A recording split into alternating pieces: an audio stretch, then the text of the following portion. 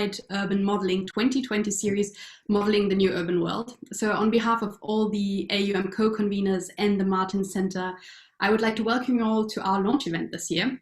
I'll be the session chair today, so my name is Janina Schupp, and just to introduce myself a little, I'm an affiliated lecturer and a research fellow in moving images, media and video games at the Department of Architecture here in Cambridge.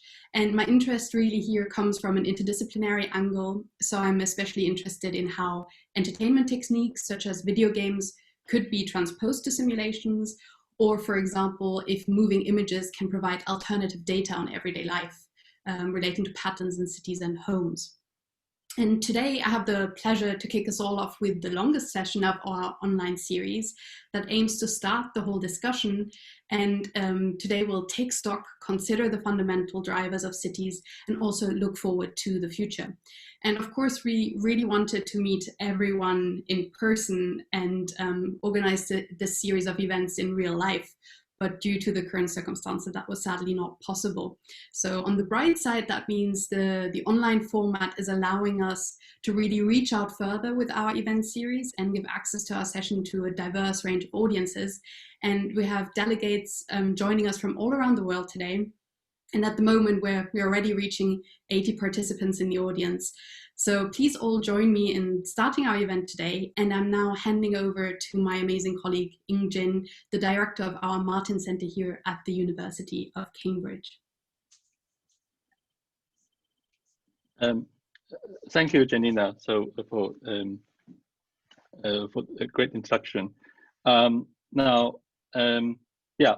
on behalf of our academic colleagues in the Department of Architecture, particularly in the Research Center of the department, the Martin Center, I would like to welcome everyone. And as Janina says, we've actually tried many times this year to do physical or hybrid events, but we failed miserably on that account. And but I'm really pleased that we start with a plan for 5 sessions, and now we have got 13 or 14 sessions, and so this is going to be with us for from now till early December for a series of conversations, and then we're also planning and in the process of organizing events to hold a global urban modeling workshop on the 28th of January. More of that later. So, and today, to start off the conversation, we have invited the 3 members of the scientific committee of the Applied Urban Modeling Symposium, and who has actually been working with us conveners actually right since the beginning of this series in 2011. And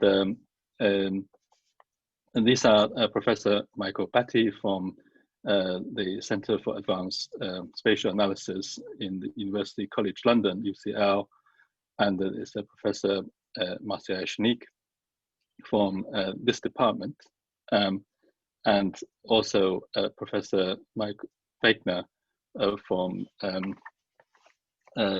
Airport Dortmund, and now in the Spiekermann-Wegner Urban Regional Research. What is amazing is that the 3 of them actually having seen the post-war construction, and who actually have led the development of the whole field of applied urban modeling, and actually modeling theories more generally, and are still actually working really actively today. So in a way that they are the kind of role models for this new urban world, because they're the people who, instead of actually would then at some point take retirement. So that what they're showing us is that it is now possible, because of the societal and technological development, one could actually both enjoy life, but also actually do really active research work for a much extended period. So what I like to do is really to maybe first ask the three of them actually how they have experienced this period of the pandemic, lockdown, and now the various mitigation processes about COVID-19 and so on. So this is really just to for them to give a brief thought on actually about the period that they've just experienced. Maybe I could start with Professor Michael Betty. Mike, maybe you could start. Okay. Welcome, ladies and gentlemen. Yes, you've asked me about what did I do during the pandemic. This will be a sort of famous statement, won't it? I mean, everybody in 20 years' time will say, "Dad, what did you do during the pandemic?" Anyway, absolutely. Basically, in February, I was in December, I was in Shanghai, I think, and there was no sign of any virus then. And then in February, I went to Phoenix.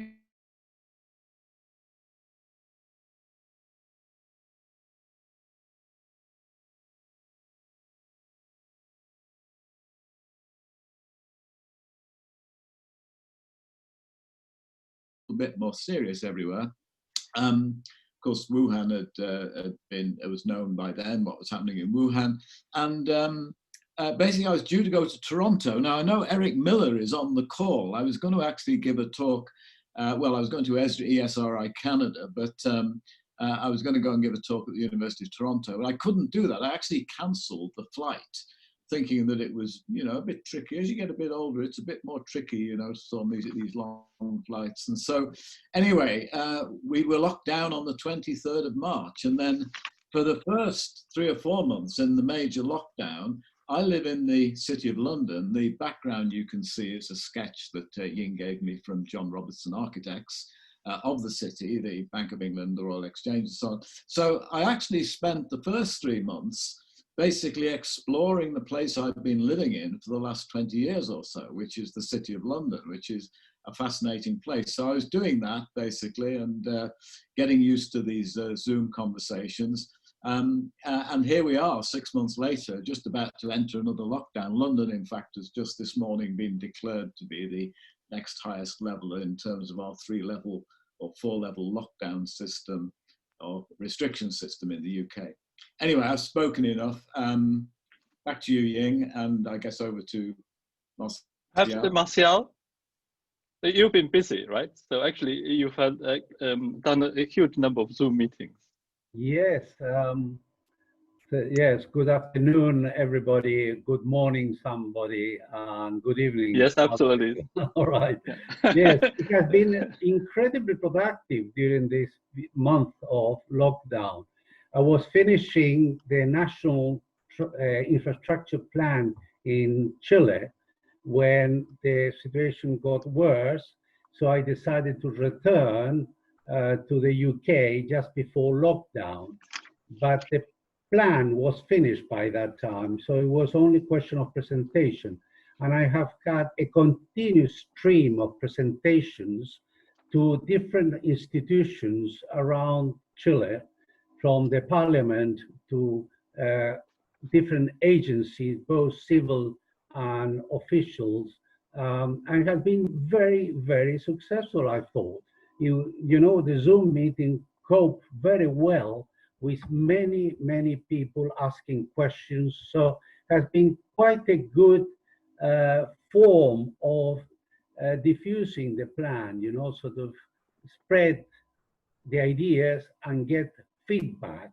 So now is the situation which eventually will be launched officially, the plan, which is for the forecast of, well, actually the investment and policies in connection with all the transport infrastructure of the country for the next 30 years.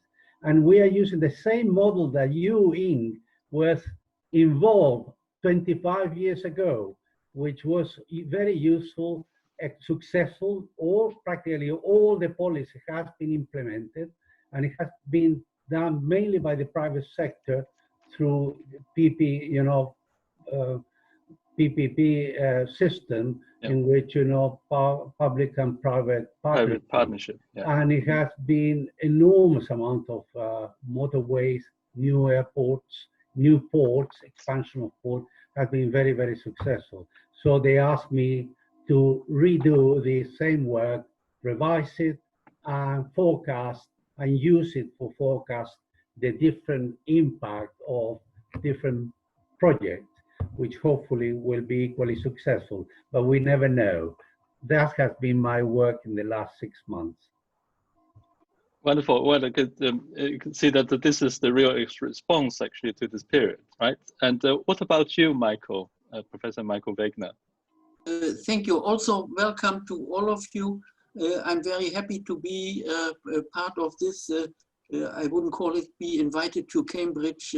I always liked to go to Cambridge, but now it has to be virtual.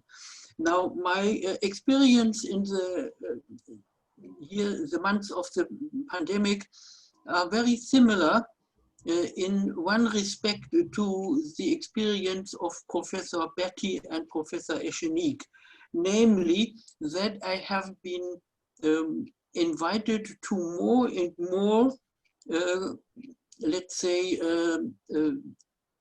webinars or conferences or what have you call it. And that is indeed a new experience. I was invited either passive as listener or listening participant or active as a panelist or discussant. Yeah, and this opens for me a new age of academic communication, which certainly has a great potential. Yeah, and I have known by that way more knowledge about new activities and research activities all over the world, which I had never been invited to before the pandemic. However, I also cannot stop without expressing my disappointment with the, let's say, lack of personal communication caused by this wonderful global, let's say, world, because it has really, or let's say, prevented me from going again to Japan or going again to Cambridge or to meet people and talk personally and let's say not officially with colleagues, and all that is indeed a new world, and we'll have to learn how to make it as interesting and lovable as the earlier personal world.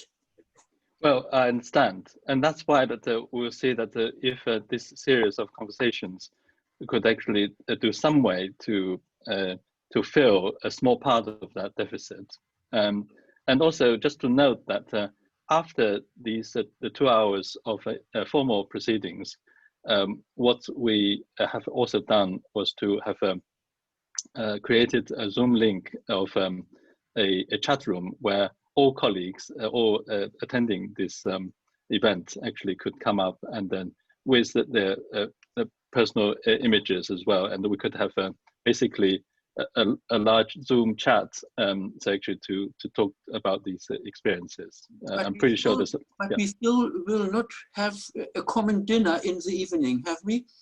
Well, I think that's I was in fear of this inequality, because there will be people who have cooked well and others could not even cope with a sandwich. So, but we would see whether we could try something later on, and as it develops. In fact, there's one colleague who said that who actually has been very successful in organizing social Zoom events. I'm still actually on that case, and then I'm hoping that that colleague will provide more tips for us to do it. Now, well, thinking about all these challenges and the new ways of coping with it. And I was wondering how the modeling field actually will change now, and how and whether the fundamentals we thought important previously would now be different. And maybe I could come to you, Martial, to look at some of these and to get your thoughts about actually what your views would be actually about the new urban world. Okay, thank you. Shall I put share my screen? If you could share your screen, and then perhaps you can actually share the thoughts with us. Good. All right.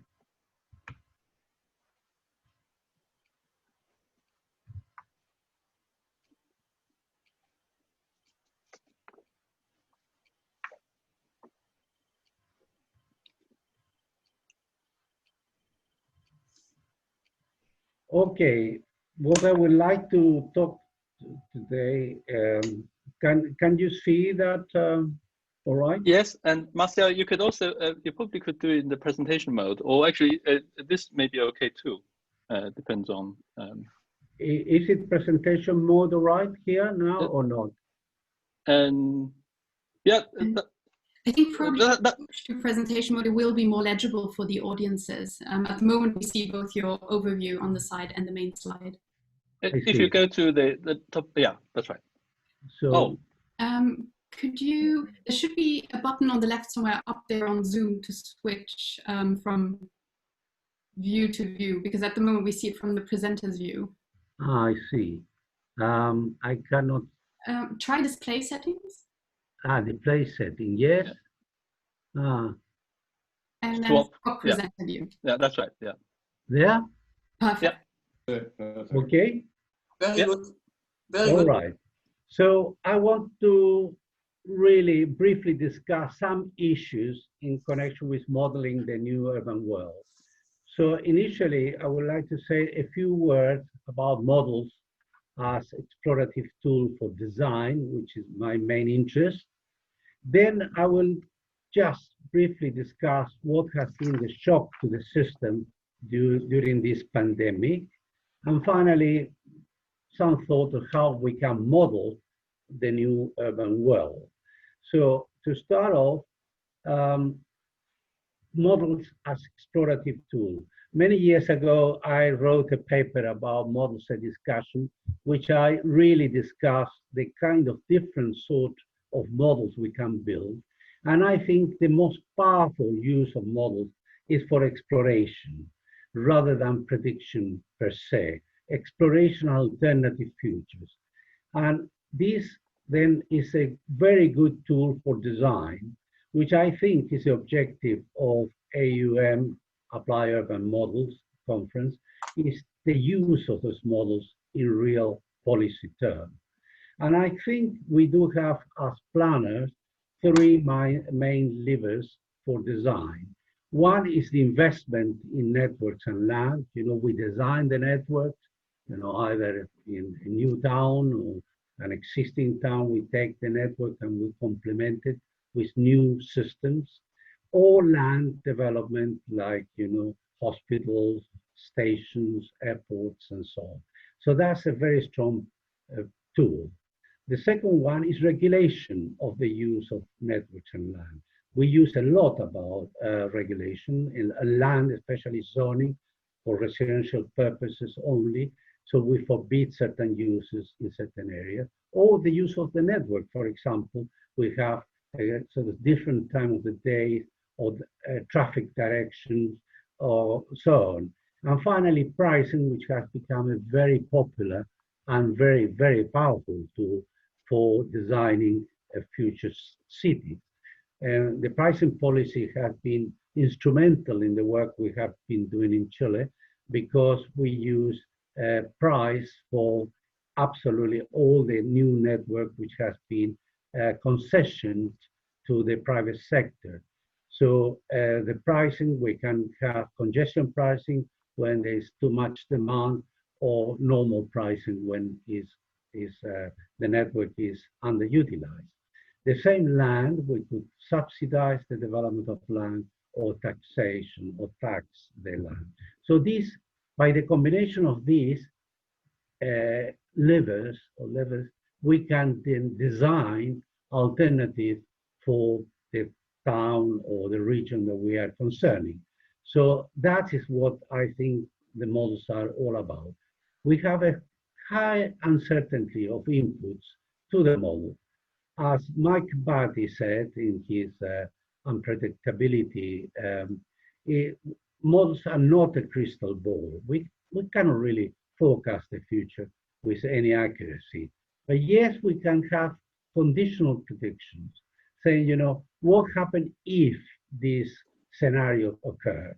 For example, most of the models we use in recently in the national infrastructure plan, we use conditional prediction of growth in export as one of the key variables to start the conditional prediction.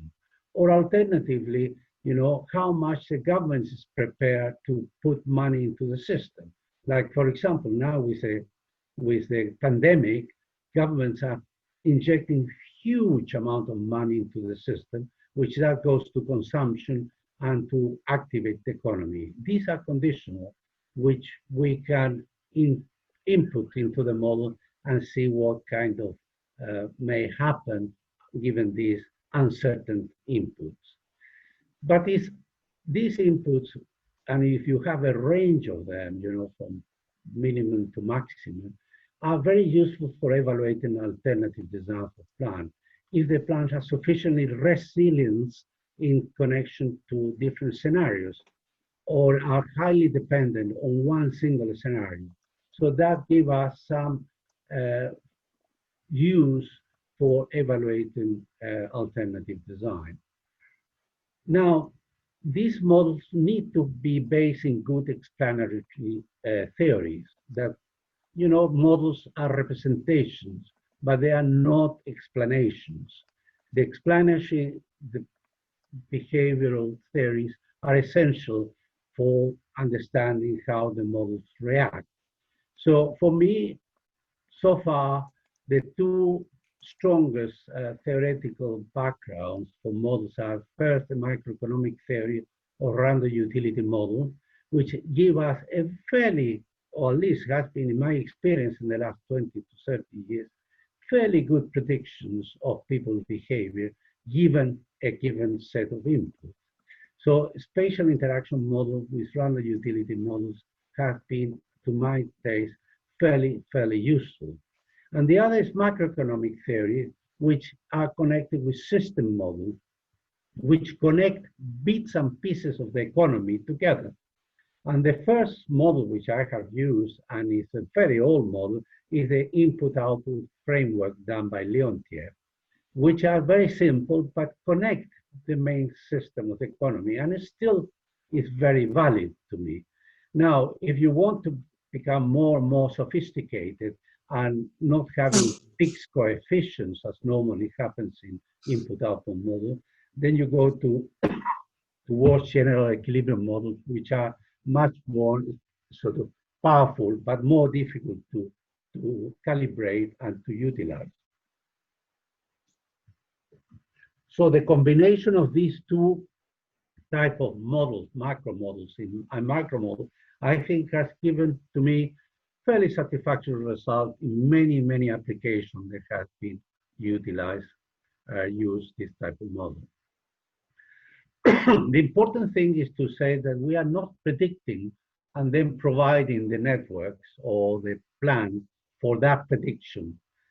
We are not in that game because that's crystal ball, you know, what will happen in the future and what we need to provide, which has been the main criticism of many modeling exercise. But we are in the game of providing and then predict. So providing a network, providing a policy of use, or providing a pricing policy, and we can predict within some kind of bracket, uncertainty, we can predict what are the likely outcomes. So that is the kind of game which we are in, I think, and that is what is very, very helpful for policymakers. So this is my take on models, that models as representative representations of a city or a region are used as exploration based on microeconomic and macroeconomic theory.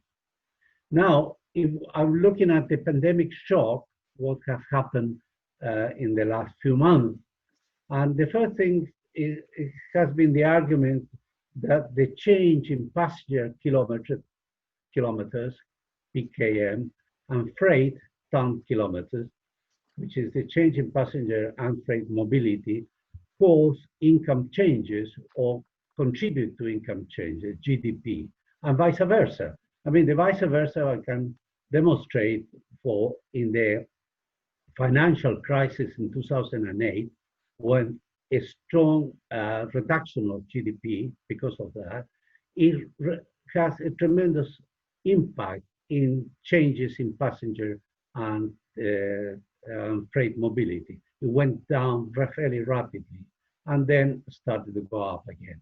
But in our case, it's the opposite. In the case of this pandemic, is mobility who has been stopped because people were in lockdown, so they couldn't move to work, they were limited freight movement, which then turned into affected the income. And here is a graph with the data up to near, well, not the latest one, up to the end of August. And you can see here in the black line in February, the black dotted line is a GDP in relation to February, 100% was February, and how it went down and to in June to the bottom and started to go up in Great Britain. And then the red one, the dotted orange one, is the movement in passenger kilometers for the whole of Great Britain. And you can see that the car movement was about 82% in February of all the passenger miles or passenger kilometers in Great Britain, 82%. The rest was, train, 10%, buses less than 5%, and cycle and so on, less than 2% together with air. This is national, not international. So you could see how the whole thing went down to 20% of the previous 100% in, or 82% in February, and then how it has gone up again, up here. The freight is mainly lorries here, is not complete with trains, or so it has gone down equally, but not as pronounced as the case of the motor car, and has gone up again.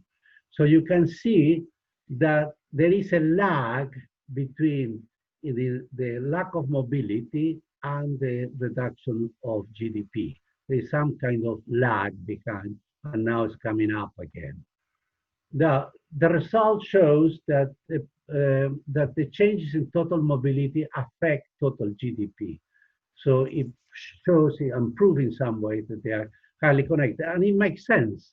It makes sense, of course. If you cannot sell your goods, you cannot produce them, or you cannot have the inputs of goods for producing, you cannot really produce it as well.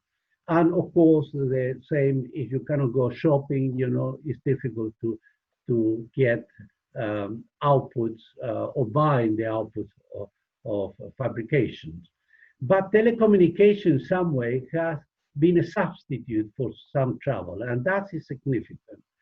To me, it has ameliorated the GDP reduction. If not, it will have followed much stronger if it were not because of telecommunication. Instead of getting into 80% of GDP from February, will have gone into 60% probably or more. But in some ways, the telecommunication has been a substitute for some of these communications or mobility. The road traffic has revived fast, but not the public transport. The public transport is lagging behind, which is very worrying as well, especially for the access to the town center, which essentially is through public transport. So the telecommunication use, just very quickly, I must say that 40% of the worker work remotely from their houses. So it's quite extraordinary, all industry. 60 or 50% carry on trying, because essential workers and so on, carried on physical mobility, but 40% was through, during the pandemic, through the telecommunication. Now, it varies enormously from clerical workers, like sort of people in informatics, in education, in scientific, technical, and so on. But of course, it's much more difficult for manufacturing and construction, which needed to be physical. So in passenger transport, the work-residence interaction, it changes according to socioeconomic group.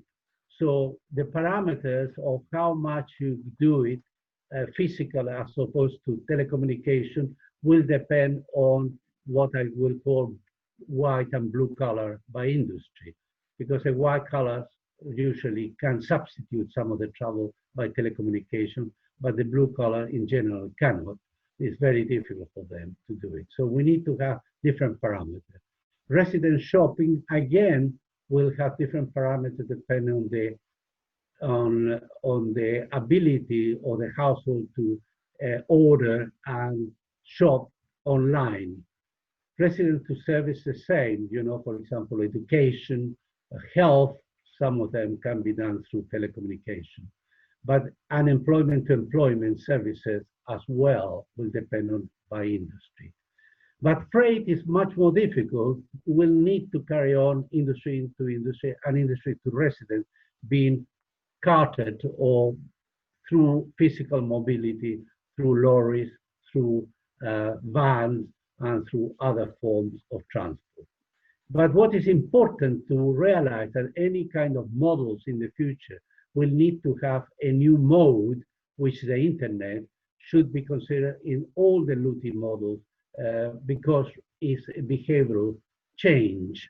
And I think it's happening and probably will continue to happen in the future. So what are the kind of thoughts about the future? So in land development implication, I think cities will overcome the shock, as has happened in many occasions before. In the bubonic plague or the Black Death, they were much more strong shocks than we are experiencing now. And eventually city came back to real life and improve and overcome these issues. But I think we'll accelerate previous trends like telecommunications, which was going slowly, but now will go faster. So what are the implications then? It seems to me that looking from the past, dispersal of residents and some employment as a product of telecommunication will improve, I think probably. In the past, the introduction of new modes of transport like rail, telephone, car has dispersed residents and some local services. Then it has, by the same token, the other side of the coin, has been a concentration of HQs, of headquarters of industrial and services in town center. The Manhattans of this world, full of towers, was a product of the telephone and rail communication. But it may happen now because it's so cheap and fast, the telecommunication, very few world cities will be able to concentrate most of this HQ in the future. Then it will require increasing residential space to accommodate more functions like working, studying, and so on. At the moment, we do it in different spaces. Now we'll need to do it near our, well, in or near our residences. And of course, it will depend, will reduce the demand for office space as we'll have less physical presence in the offices. And shopping center will be less, already has happened, is happening before the pandemic. There was a lot of vacancy in shopping center. Now, the big question is, what is the future of the city center itself, with this reduction of office space and shopping center? That is a big issue which we will explore. And probably there will be an increase in local dispersed services, health service, education, close to the resident, and some commerce, local shop will probably improve and increase near the local populations. What are the kind of transport implications? Clearly, it seems to me that there will be an increase in road vehicles, but not necessarily more pollution due to the increase in electric mobility, and other sources of propulsion.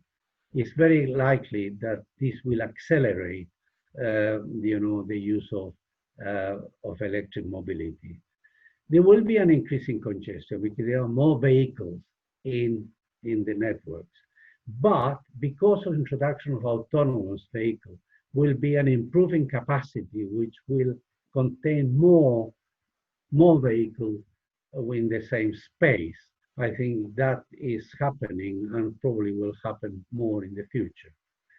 And increasing the use of non-motorized local travel, cycling, walking, as the dispersal of services near the residents will make that possible to obtain most of the stuff which you need for first use, near your house. And it's probably also there will be a reduction in car ownership, but not car use, because we don't need to have so many cars if the cars are now autonomous or will be autonomous. So you can dial a car whenever you need it, or probably the old population, the young population that cannot drive a car will be able to use the car without necessarily knowing how to operate it. So it probably there will be a reduction in car ownership, but not car use. And the big issue is the air transport, because this has been severely affected by the pandemic. But there are discussions about new technological development. Airbus has been saying that they will probably by the 2030 will have hydrogen planes, which will reduce the need for CO2 and that kind of carbon emission. So finally, I will just go about modeling the new urban world. I believe that the macro systems of money flows are correctly representing the kind of interaction between different aspects of the land use part of the model. So what we have here is, just to remind you, a framework, which is an input-output framework, in which here we have industrial locations, industrial sectors here, household and exogenous input.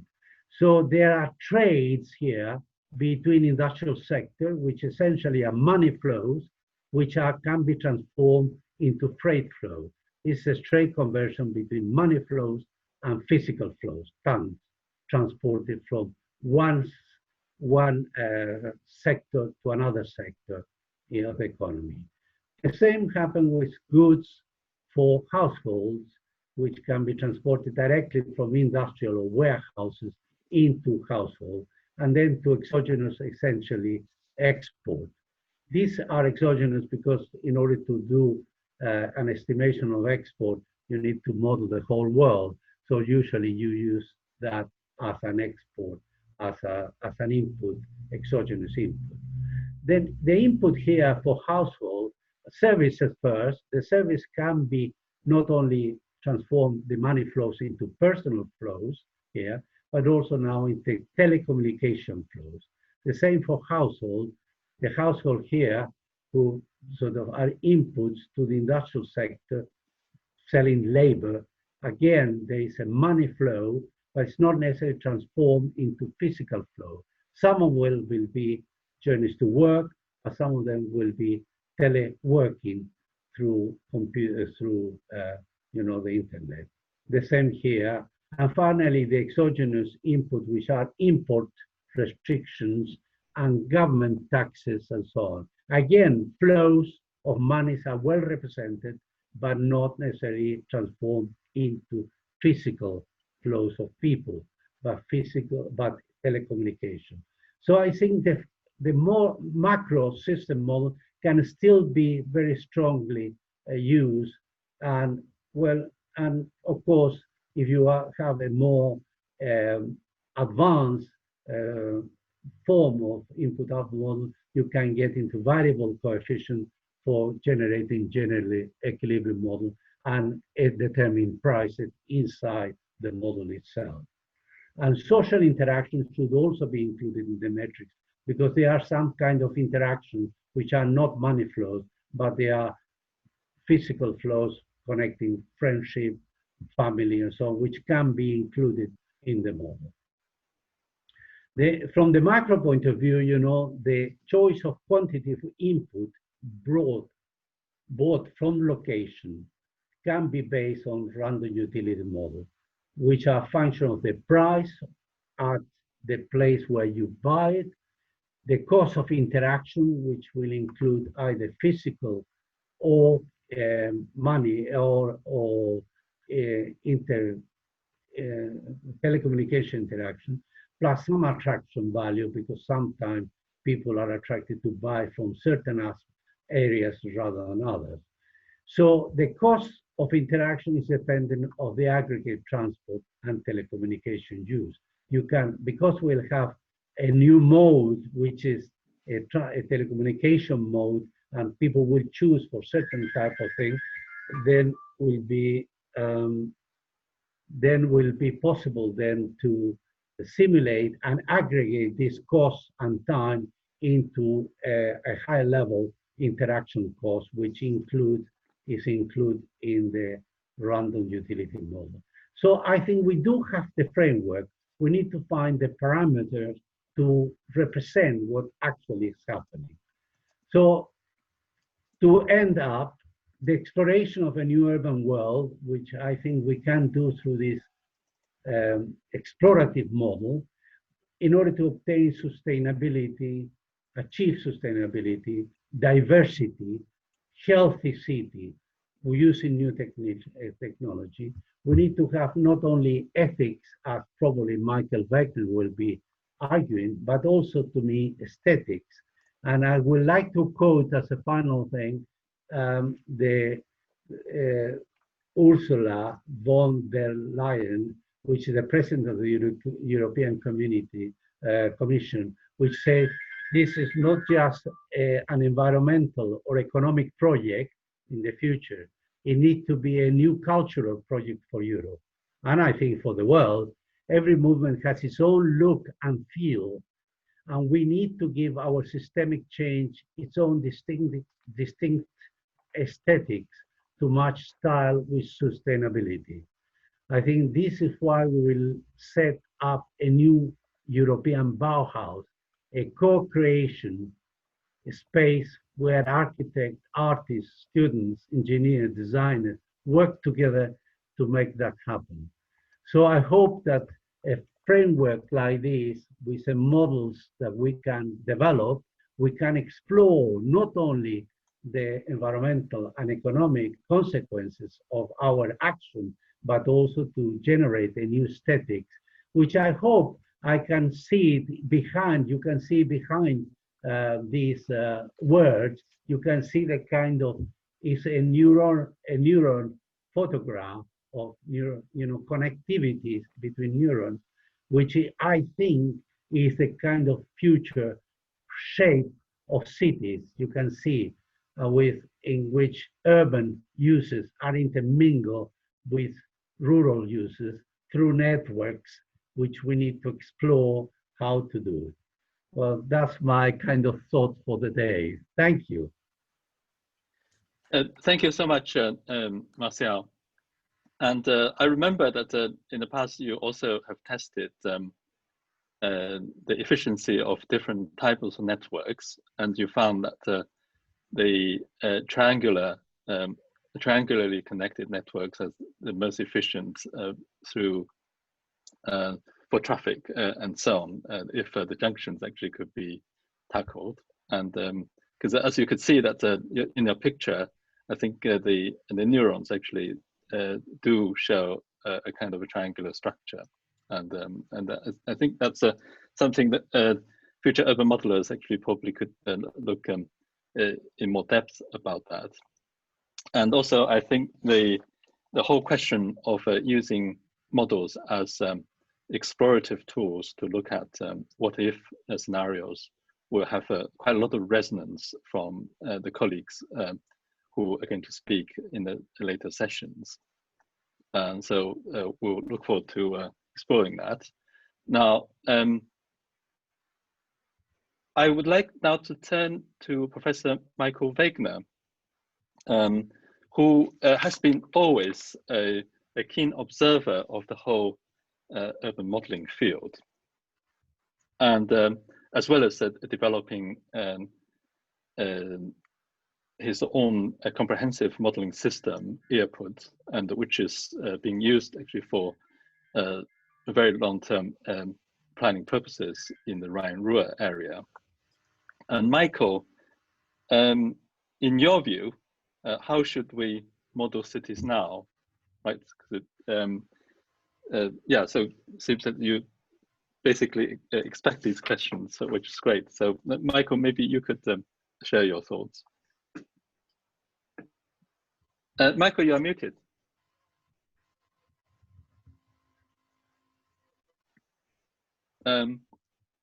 Perhaps Shanshan, as a host, could help to unmute. Sorry, I can just ask him to unmute, but I can't unmute for him. Michael, can you unmute yourself?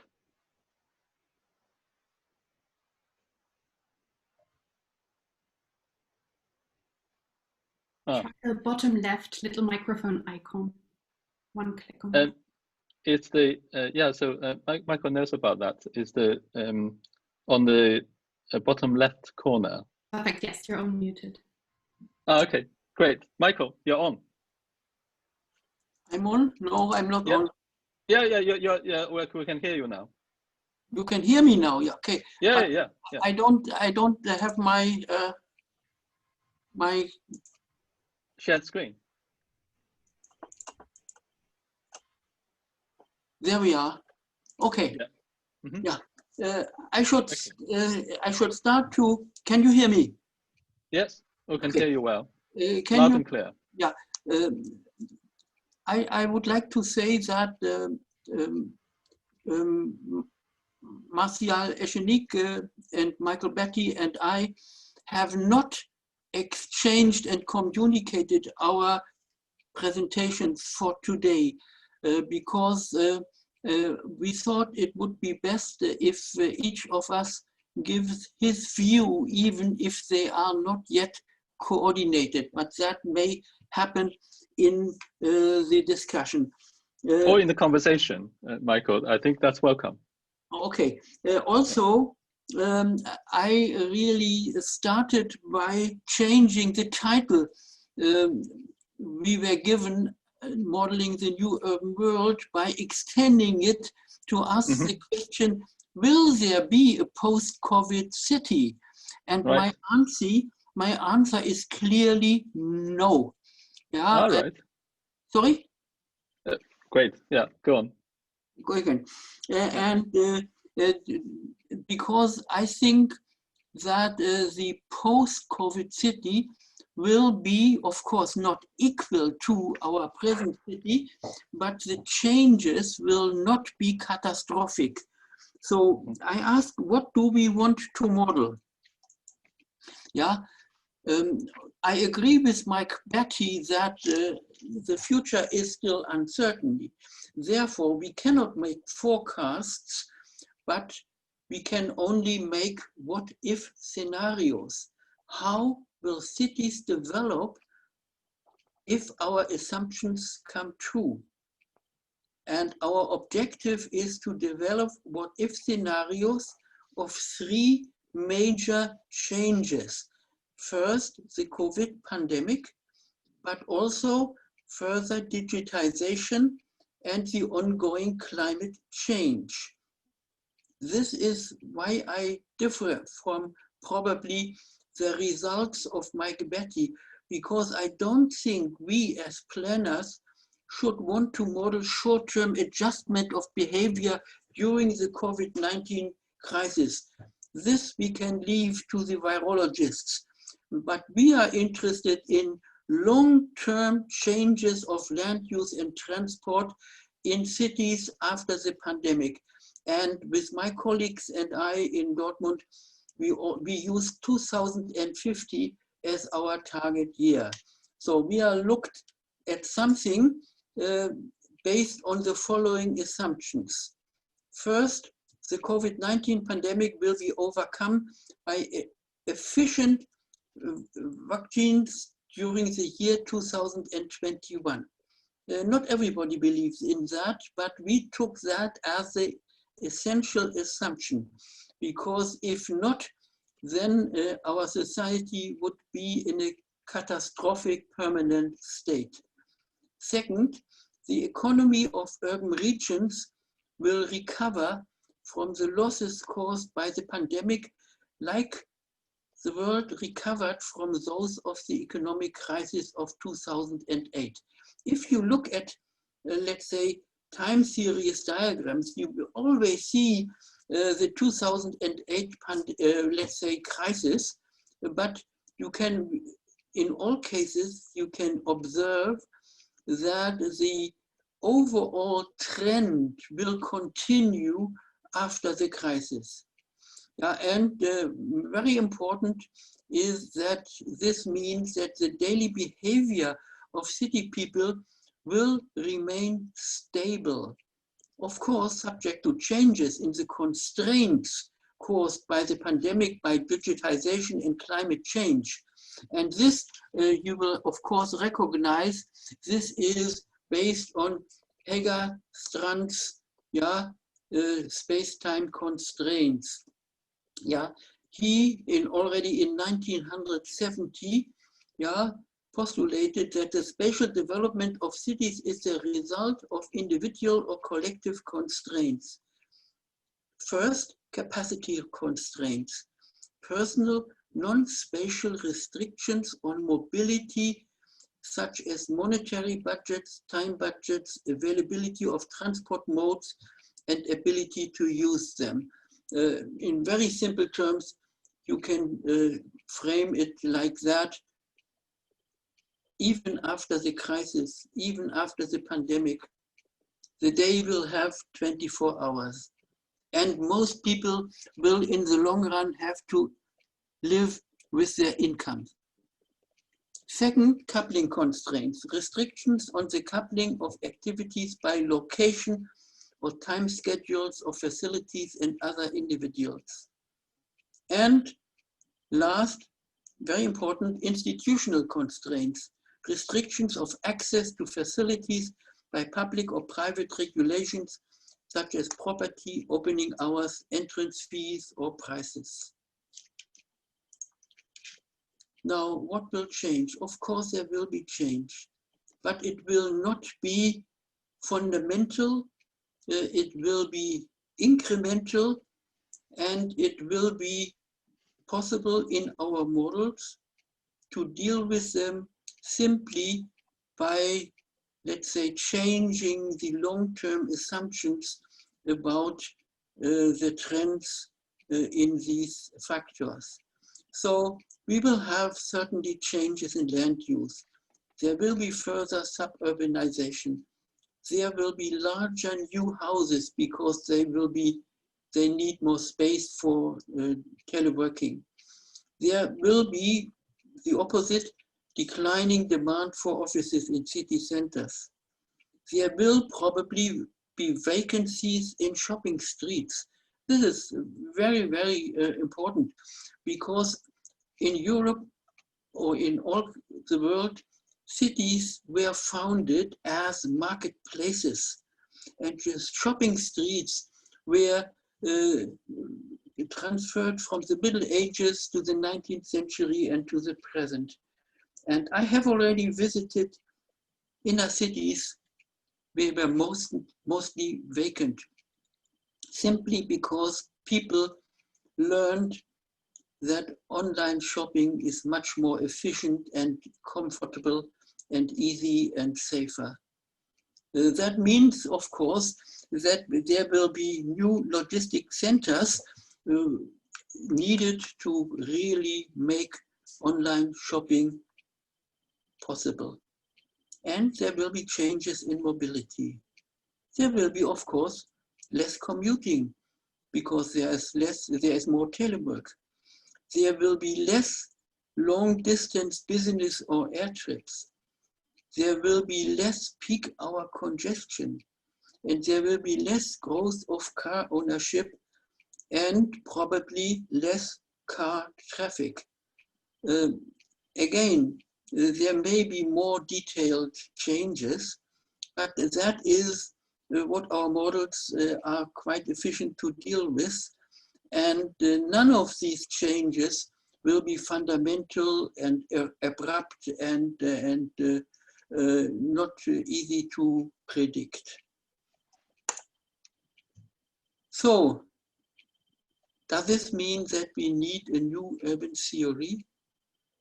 The three major transformations lying ahead, the COVID pandemic, the further digitalization, and ongoing climate change, may require a review of the theoretical foundations used to understand urban development.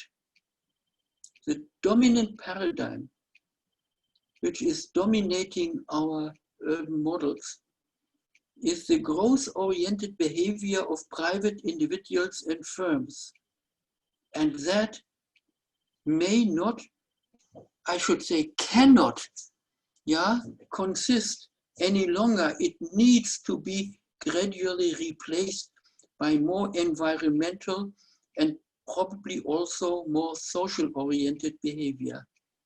And this leads to the question whether modeling a greater diversity of behavior of individual and firms, not all egoists, but some placing their behavior on solidarity and empathy, might be more appropriate for long-term models.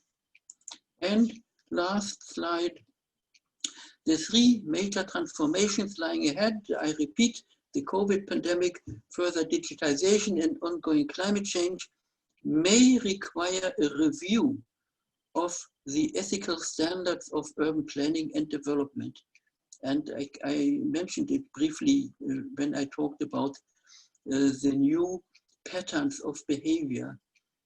It is becoming more and more likely that a continuation of the growth orientation of the actors in our models could result in the destruction of the life on our planet.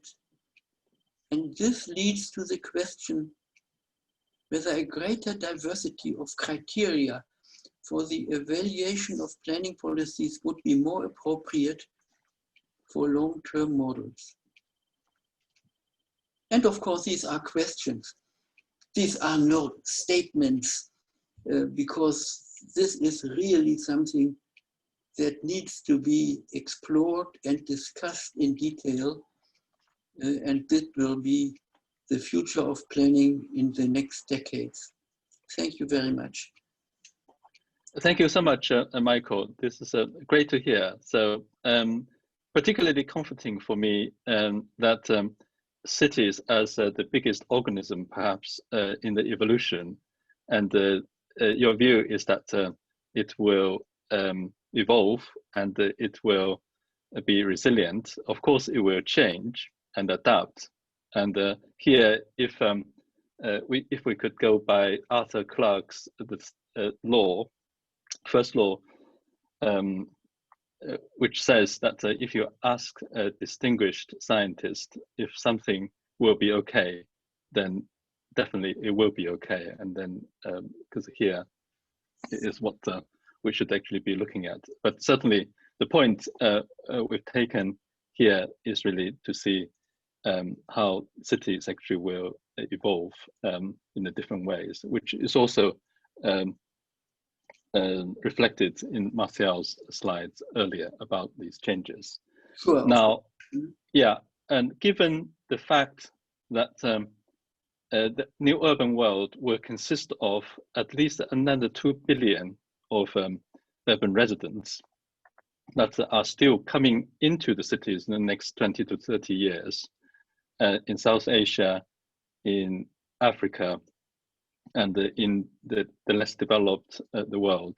What I'd like to do is to turn to Professor Ola Uduku actually to comment on this, to see, given these new circumstances, in what way you would think that these new cities actually will be doing to respond to these changes. Hello, and thank you for allowing me to bring in my comments now before I zoom off to my next Zoom meeting. Well, because I also realized that you need to do this really important event, which we will circulate, and hopefully the colleagues that will be looking at these. I've put it into the chat function as well. But yes, yeah, thank you very much. I feel sort of somewhat humbled to be amongst such eminent modelers. And thanks for the presentations. I definitely found them really interesting, but I guess the voice from the South, which you might expect, would be both appreciative but possibly questioning as well. I guess the key thing, which is what Ying has just started to say, is that we do know that of the top 10 cities in the next, whatever it is, 20 years, a significant proportion will be in Africa and Southeast Asia. And these are cities which have more than 50, 60% informal settlements, which we know already have limited data points, so to speak, to do modeling in an accurate way. But agreed, I know the premise is that, as Martial has said, it's much more to do with not being able to predict, but at least looking at what-if scenarios. But I think the unpredictability of, indeed, the COVID crisis just shows that sometimes even the scenarios that we thought we understood are not very clear. So at the moment, for example, Africa seems to be doing much better than one might have expected, given the normal scenarios for Africa. And this is where I think, again, the point about looking at possibly some of the characteristics that we don't normally add to models becomes particularly important when we're dealing with economies that don't necessarily have the kind of, I guess, the neat modeling that you can do mathematically. And I sort of say this because, again, I think some areas have been very successful in the New World or in the South. I first learned about Zoom back in December, November last year. I was actually in Lagos and people said to me, oh, well, we'll be in touch by Zoom. I had no idea what they were talking about. I know FaceTime, but they were actually well ahead of the game. And like Martial, I've been all around the world in Zoom webinars over the last COVID period. So in some ways, there have been successful jumps in technology, which have actually been very successful for cities in the South. But I'm not sure that they're actually being modeled appropriately into the way in which we look at the ways in which, particularly cities that don't conform to, what would I say, a European or a Western model might do. Again, name dropping, but not.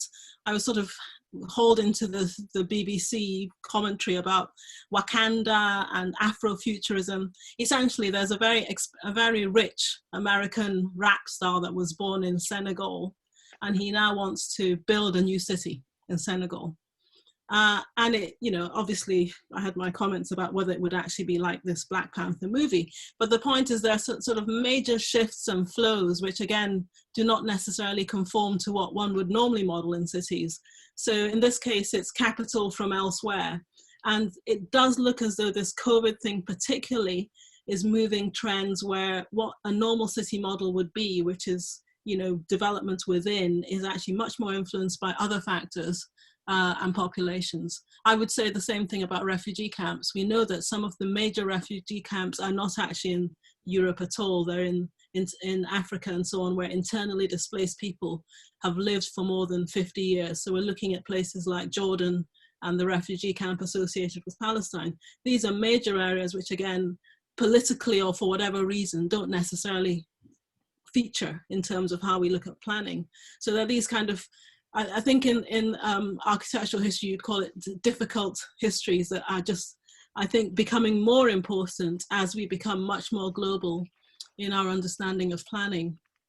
But I think, again, the comments are right in the sense that issues like climate change and how we're going to live will change. But I think the worry again, and Ying will know this from China, I mean, it may well be that here we want to give up our cars, but in a lot of the South, the car is a status symbol. We know that there's, there's, again, the car industry, I don't see, okay, it might turn to electric, but before that filters down to some parts of the South, what are we going to do in terms of how we model how a significant proportion of the population is going to live in the future? But I mean, yeah. I think at that point, I sort of ask for a response before I fly off.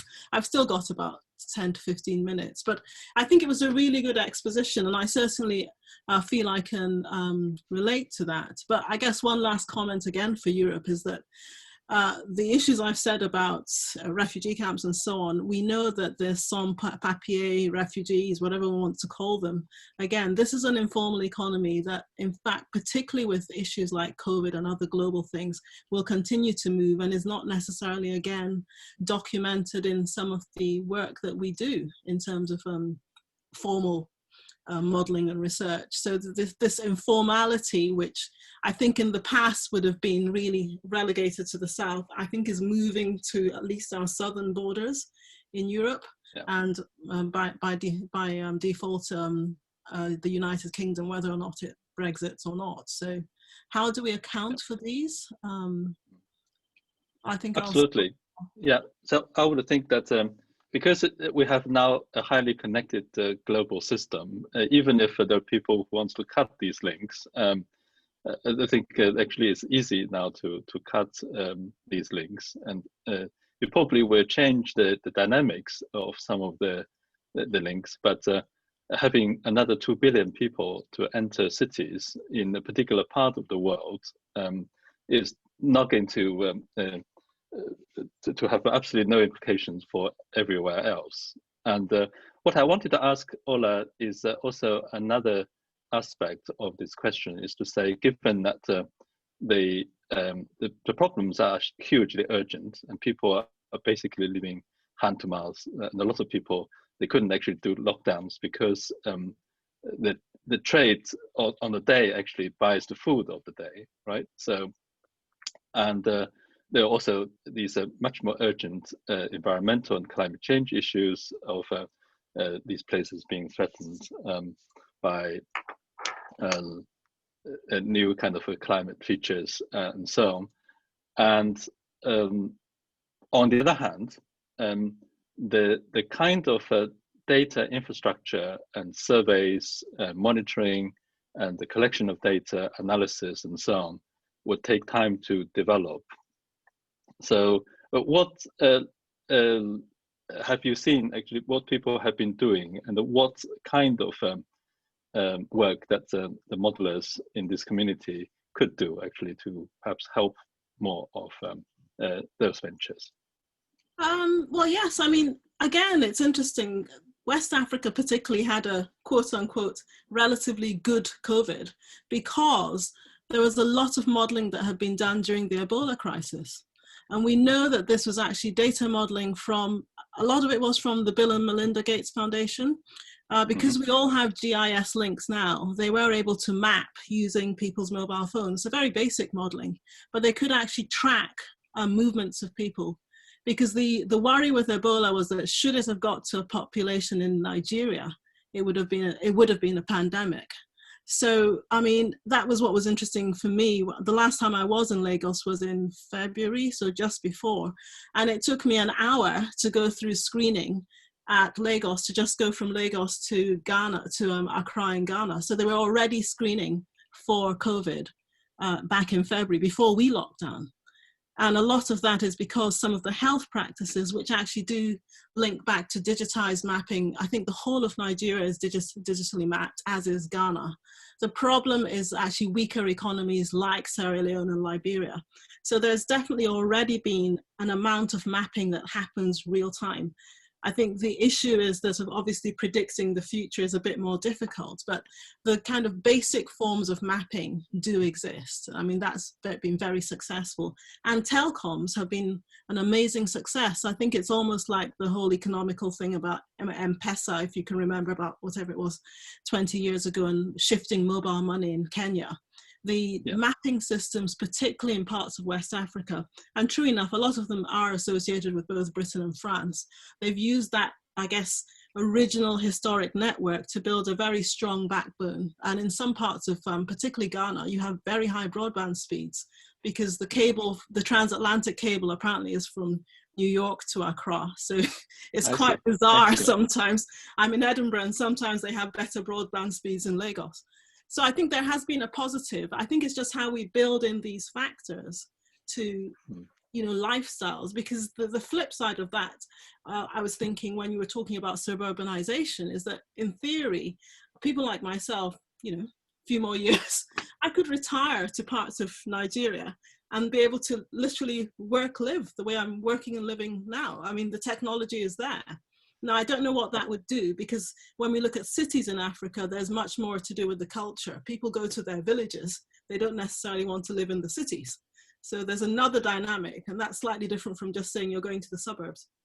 So absolutely. So unknown factors. Yeah. So actually from the dense urban core to the exurbs, and all of these places are in play, which is, and awesome. Before I turn to these questions, because Mike is going to deal with a lot of these questions about whether and how to predict using mapping, which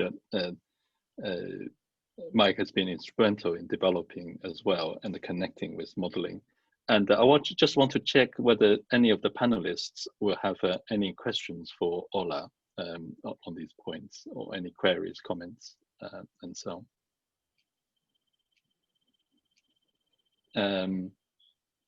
Yeah, so I've got away lightly. No, because I think that's because that you have said the most sort of immediate things that we need to do, really. So actually, certainly encourage our students in Cambridge to look at Africa and to understand Africa, and I think there should be a lot more of these interactions and in looking at it. And clearly these new developments, particularly if the digital infrastructure is being actually built well there. So this is actually perhaps also a trigger to more research. So thank you, Ola, for that. And then just hope that in the future we'll have more opportunities actually to connect with these. Maybe on this point, I could now turn to Professor Mike Batty to look at these issues, both of data, mapping, and actually how we might actually then tackle these issues, which either are predictable or unpredictable. Mike? Okay, Ying, thank you. Let me share my screen. Okay. And I think, can everybody see the PowerPoint? Yes, very well.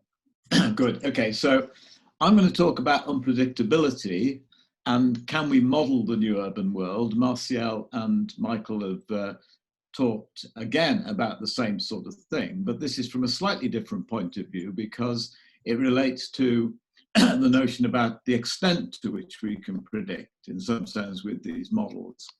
Sorry, let me move on. This note builds on a couple of editorials that I wrote fairly early on in the pandemic.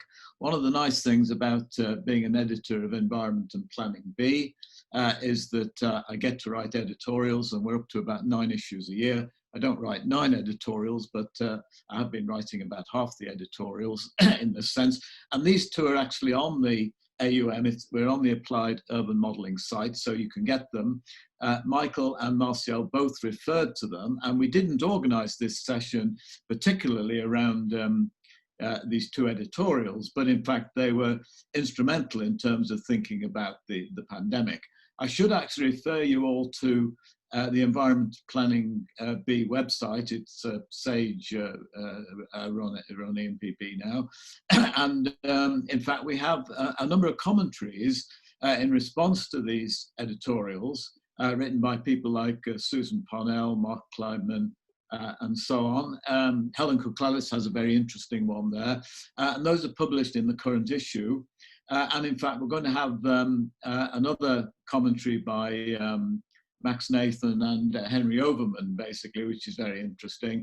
And some of these are on the Martin Centre site. So that's really the context. And of course, when I was beginning to think about the whole pandemic in this sense, it struck me that one of the very important issues really relates to predictability. We assume that our models in this sense, our land use models, our LUTI models, if you like, and any other model for that matter, enable us to give predictions. And in fact, if you've been in this area for any length of time, then you'll probably feel that our views about predictability in terms of these models has changed. 60 years ago, I think, we thought that the kind of urban models that were developed in the 50s and 60s in North America in particular could actually make good predictions in some sense, at least of the near future in some sense, if not the medium and longer term future. And of course, in a way, this particular notion that our models are predictive in some sense has been gradually eroded over the years.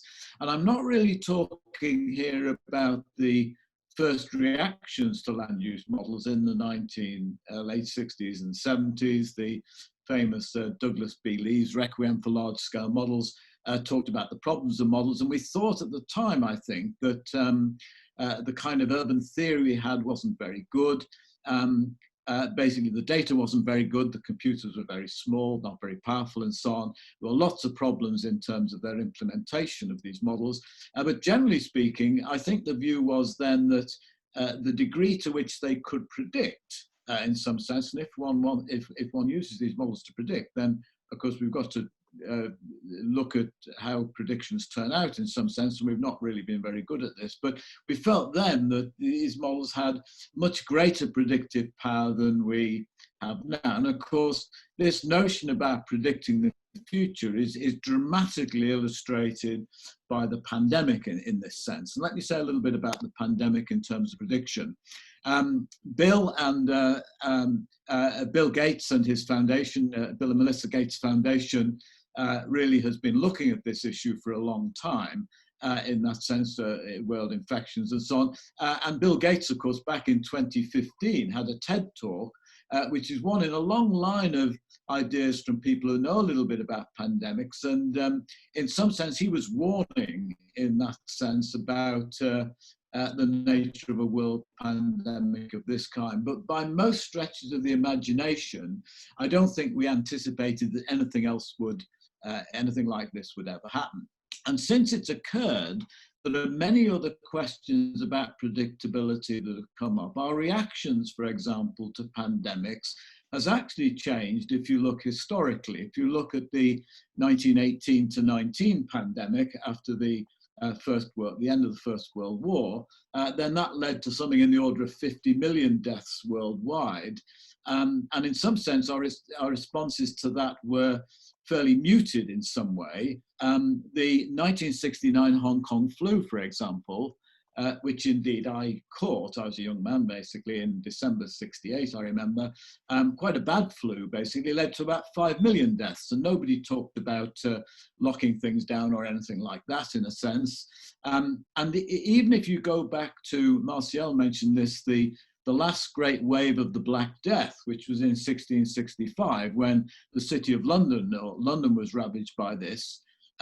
In some senses, the reaction was simply to self-isolate. That's all one could actually do, just keep away from anybody. During the 1665 Black Death, really, the plague in London, London was about 400,000 people then, and about 100,000 people actually died over that single year in 1665.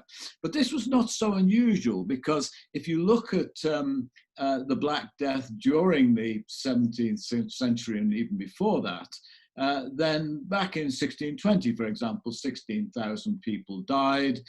In 1625, 7,000 people died, and so on. And it was a kind of recurrent issue in terms of living with it. So in other words, our responses to this sort of the unpredictable events have changed over the years in some sense, in that sense. So that's another element, if you like, of this unpredictability in that sense.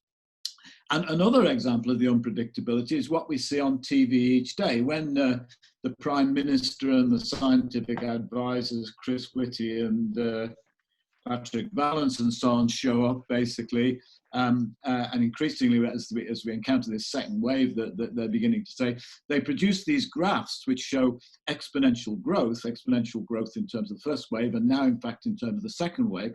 But they're very, it's a very interesting point that if you measure the rate of change, and the rate of change is always uncertain in some sense, the observations over which you fit this rate of change, then you get very different results of exponential growth if you have very tiny differences in the way that exponential change is measured. So there's great uncertainty even in something as standard as sort of classic exponential growth. In some senses, you can't get anything simpler than the notion of people infecting each other through crowds and so on, and the kind of exponential growth that we get through these networks, basically, in that sense.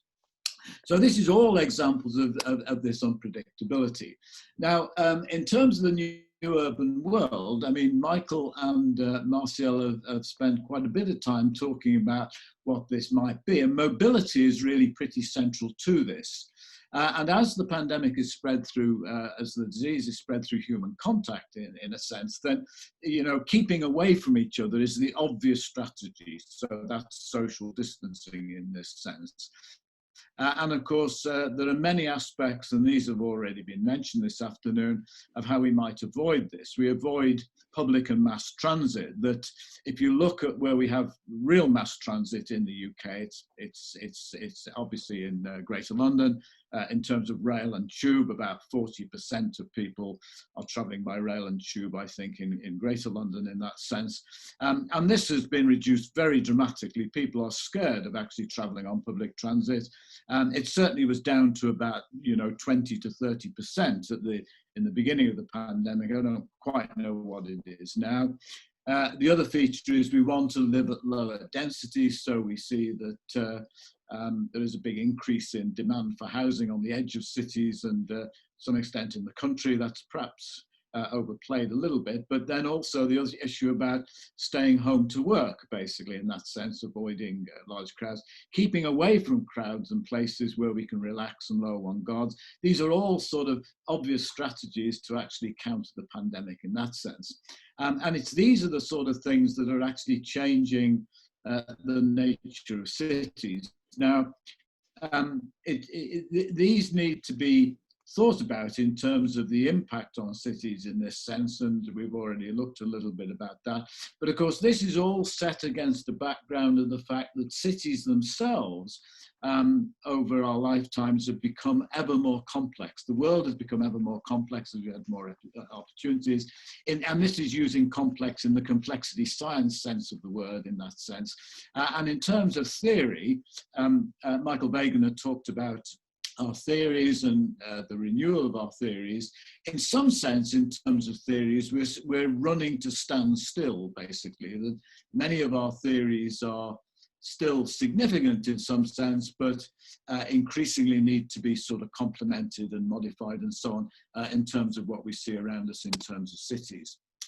Okay, so let me see. The critical issue, of course, is that one of the things about the pandemic, which is quite debatable, is the notion that things will be different after the pandemic subsides. Now, Michael talked about the notion that cities will probably not be that different. We might return to the normal in some sense, or and of course we probably will move to a new normal, and how new that normal will be relative to existing behavior is quite problematic. It's highly unpredictable. It's based on informed speculation, really, in that sense. And it's another example of this unpredictability. Of course, it wouldn't be surprising if more of us worked from home after the pandemic subsided, when we get a vaccine and so on. And it wouldn't be surprising, in fact, if we changed our patterns of mobility. You could see this already before the pandemic, and Martial was very keen to emphasize the fact that existing trends could well be exacerbated by the pandemic in that sense. Okay, so let me move very quickly, I'm conscious of time here, and say something about using models to explore this new urban world. And there are literally lots of models out there. We've concentrated in the AUM conferences really on land use transport models. Now we at CASA have a workhorse model that we've built over a number of years called Quantitative Urban Analytics.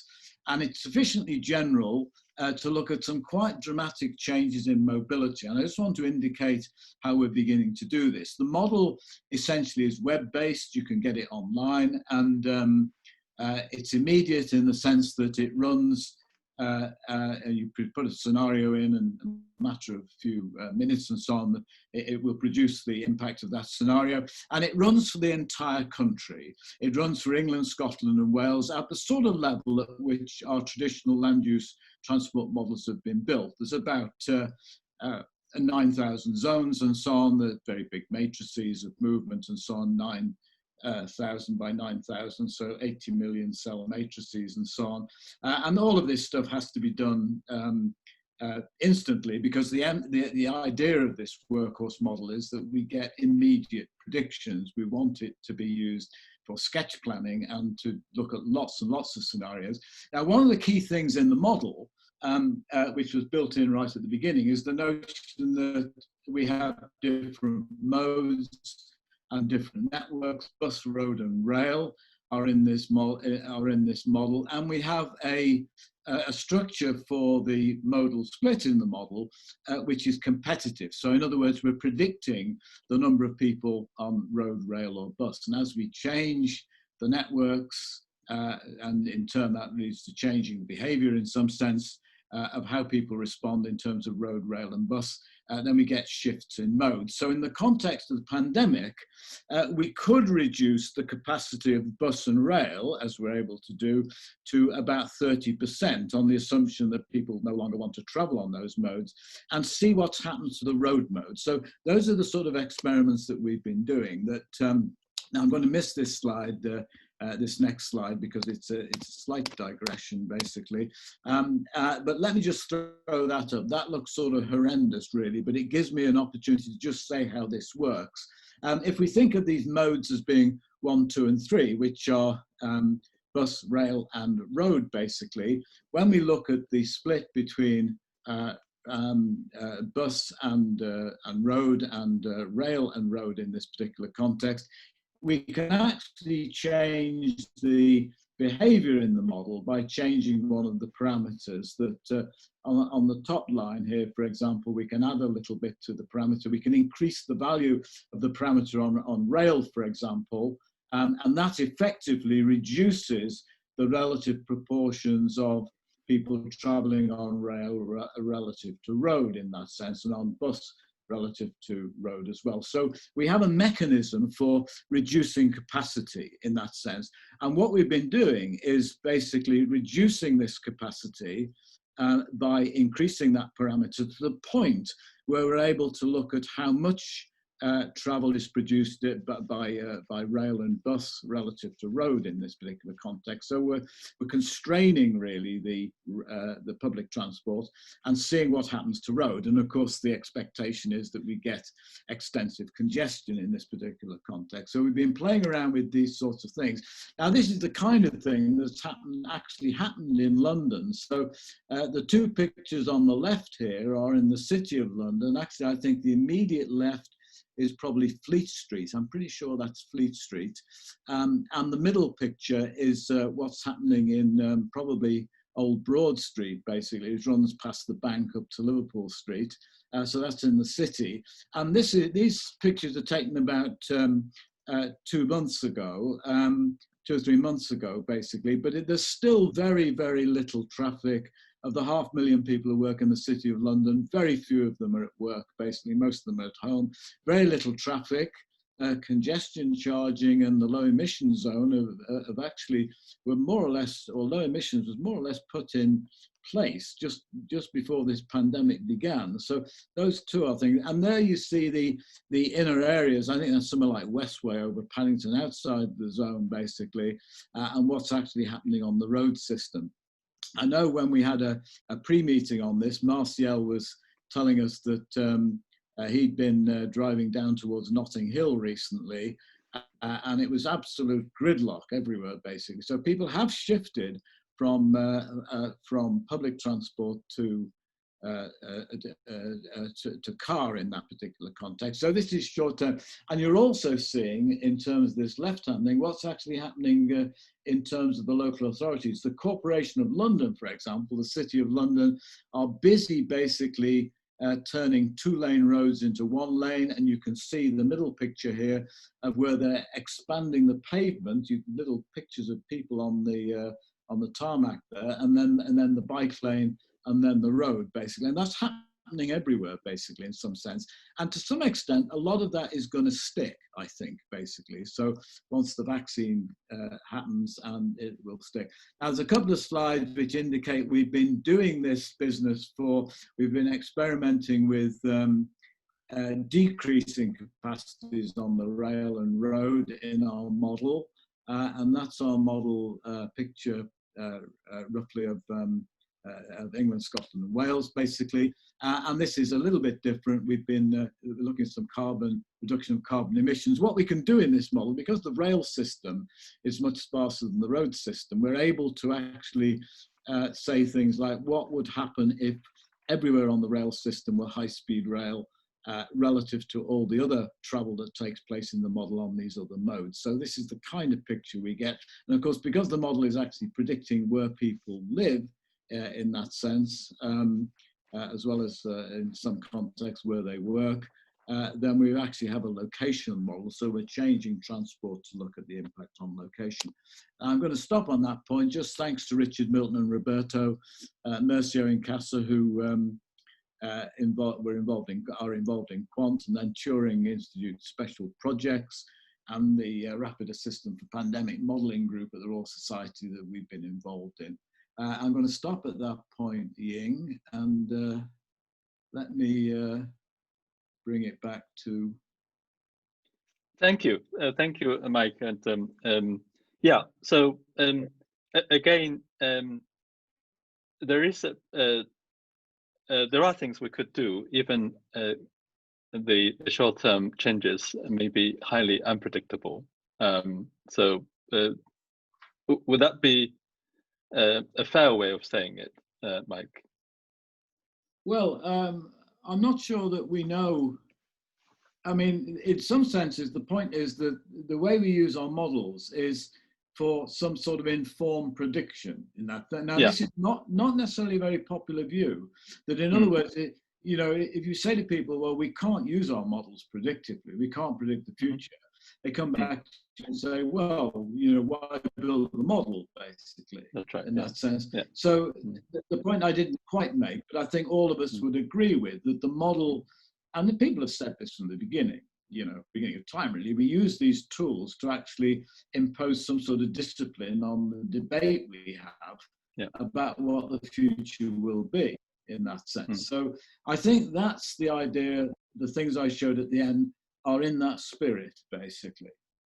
I wouldn't like to go as far as to say what was hard prediction and what was soft prediction and what was no prediction at all, and so on, in that sense. So it's more the notion that this is the position we sit within these models, that to some extent informed prediction, which is no different from what Martial said about what if scenarios, in that sense.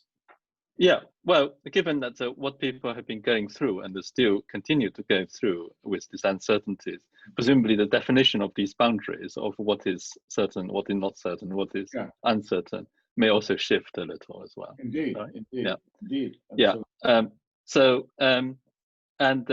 This is time that I would like to encourage more questions, and I think questions are already appearing on the Q&A. And meanwhile, what I'd like to do is to turn to Janina for her thoughts about her experience of actually what has been happening in the digital modeling field and digital data field, particularly to highlight a massive area that the urban modelers actually may actually pay some attention to, which is general digital technology and also its use, for example, in making computer games.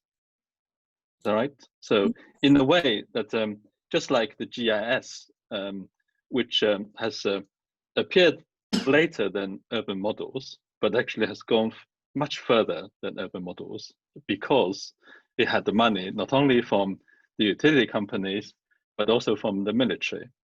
Now, and I suspect that for gaming, the same thing, something has been happening as well.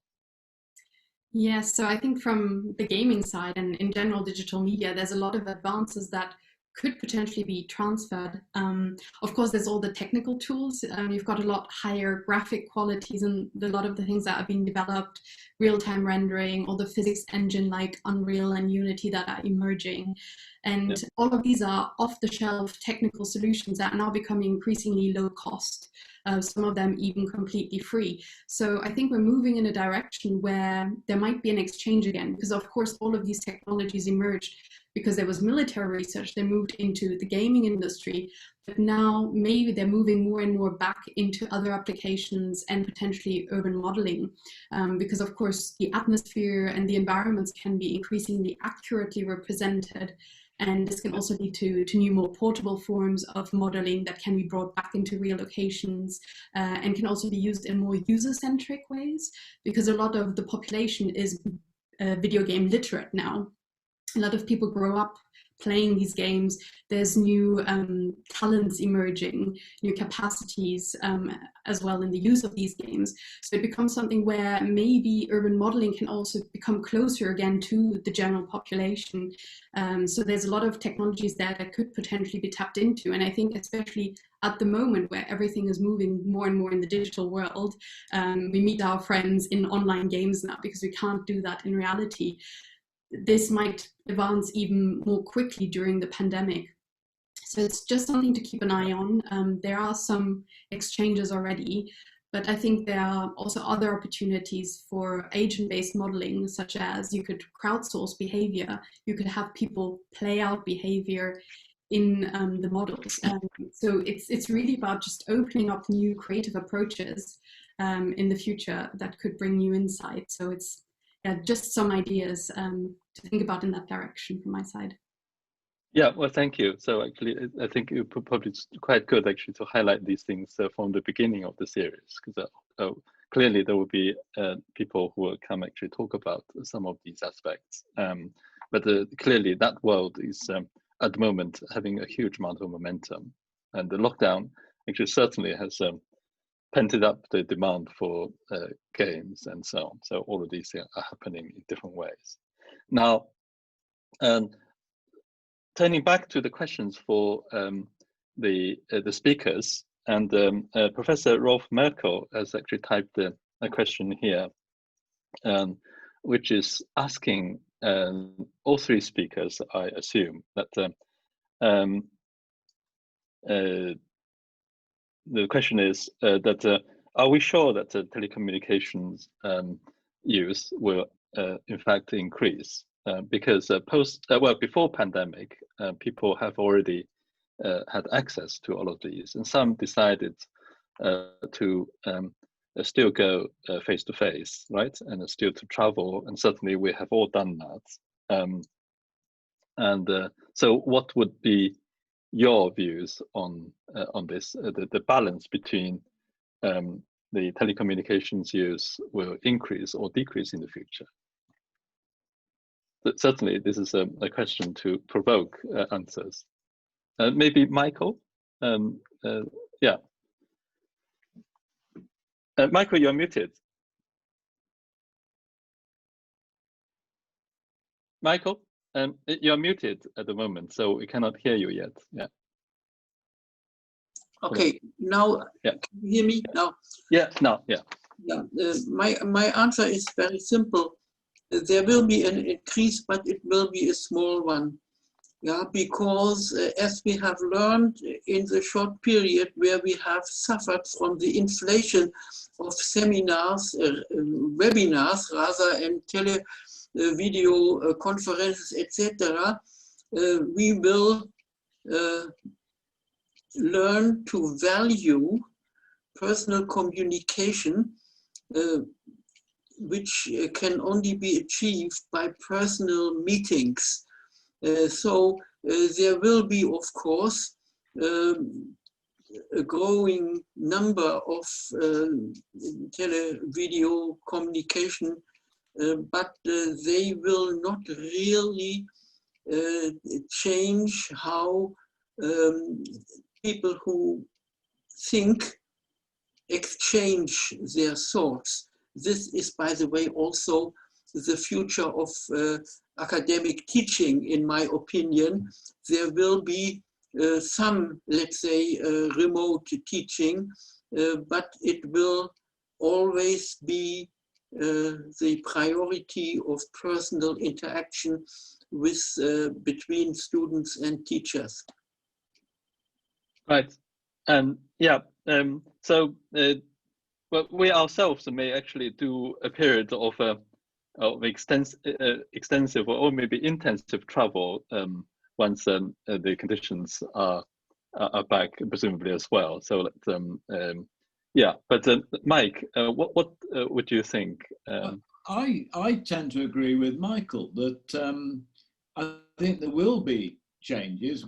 More people will work from home in some sense, but the home is not well adapted to meetings unless they're very straightforward meetings and fairly short, I think. So, but I think there might be some impacts on location in terms of offices in some sense that, and these may relate to, you know, the role of city centres and so on.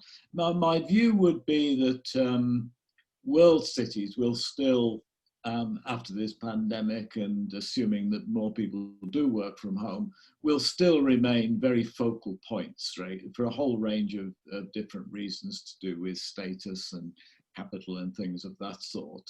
I think more people will work from home, but I feel that this will be small. It will take a long time to begin to develop the right kinds of interaction really across the net to replace what are essentially human face-to-face contacts in some sense.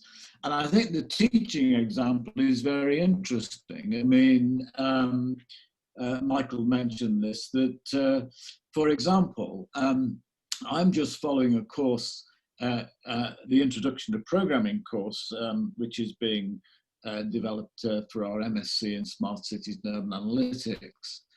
And that course is being taught online. And it is extremely difficult to get over. I'm not teaching it, I'm sitting in as a student, basically. I'm trying to learn GitHub and Python and all this sort of stuff. And it is extremely difficult to demonstrate things online. It's almost impossible to demonstrate them online. And this course is taking an enormous amount of time to actually develop. There's little videos and so on that you need. And so I attended a bit of it last year. It was taught entirely differently. It was taught in the classroom, in a big classroom, and that worked much, much better, basically, in that sense. So I think that's the nature of it. It depends what's being taught. I think a standard lecture, you know, might be okay. I mean, if we think of these as standard lectures, then we're probably all a bit weary at this particular point and could do with a break and this sort of thing and so on. And we're just giving, you know, fairly straightforward material in that sense. So I think a lot will depend on what's being developed in an interactive sense. with respect to, and that's really an addendum to Rolf's question, really, in the sense that Rolf was asking about whether we can say anything specifically about the numbers of people, I think, and their locations. In that sense, I think that's going to be very hard to do, very hard to predict. Well, thank you, Mike. And I think I was going to ask Martial, but Martial's action shows that this is going to increase quite a bit, right? Because I think Martial is now being drawn actually to important telecommunication tasks. Correct, Martial? Yeah. Sorry, I was being told at the moment, and I couldn't. Yeah, I know. So this actually shows actually one Right. third of people actually take this very crude sample that will be increasing their use. Yeah. So what was the question? Yeah, the question is to do with how this is from Rolf Merkel, whom you know, and is saying that are you sure that telecommunication use will actually increase, or why did it not actually happen before this COVID pandemic? Well, I think it's a very good question. It has been an increase in teleworking and teleshopping during the previous time before pandemic. And this has been sort of recorded in terms of the shopping centers, which are more vacant spaces now and really worrying. But I think there is an inertia in the system that you go to work every day, you are supposed to do things, and people expect you to be there.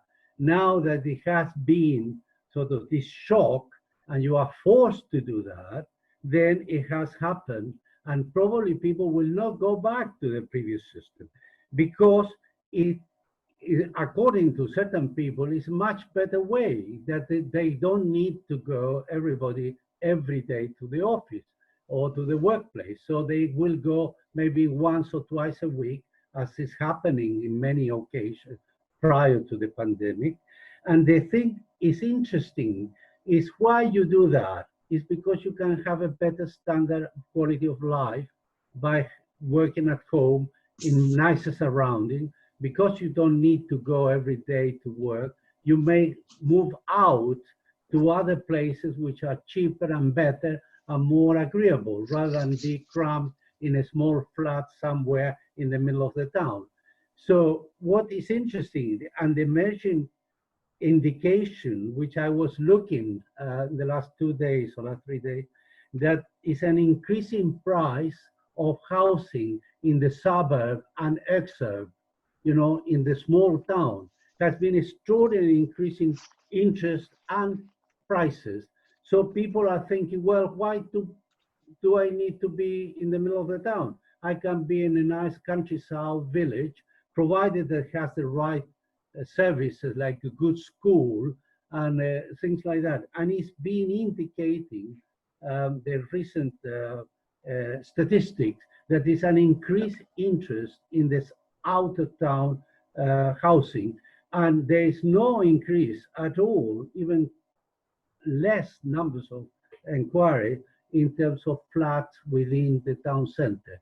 So there is an example of this starting to work, and the same is happening with shopping.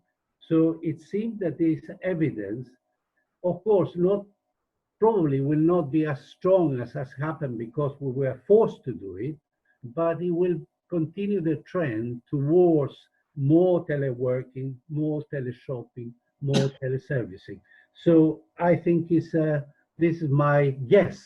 We'll see if it happens. Well, Martial, you have identified a rare phenomenon of telecommunications have substituted travel during the pandemic lockdown in particular, and which is extraordinary because your graphs actually showed that as well. But given that overall telecommunications and transport are complementary goods, so if one is consumed more, the other one will be consumed more, because if you travel more, you meet more people, and therefore you ring them, or actually you Zoom with them, and and zooming will cause even more trouble. So could that be a scenario that both will rise enormously? I think you are quite right. They are complementary. Some things are substitutable and some things are complementary.